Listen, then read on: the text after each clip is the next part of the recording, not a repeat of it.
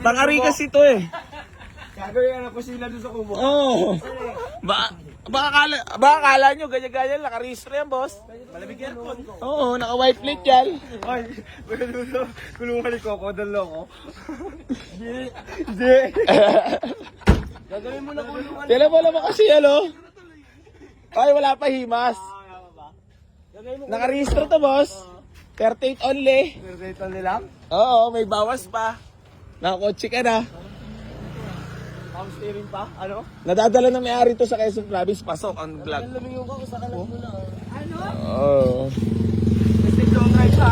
Wala. Ayan ang tinatawag na paa sa lupa, mata sa langit. Alaala lang yan para hindi natin makalimutan at di ko makalimutan na nanggaling ako sa ibaba. Oo nga, yun nga.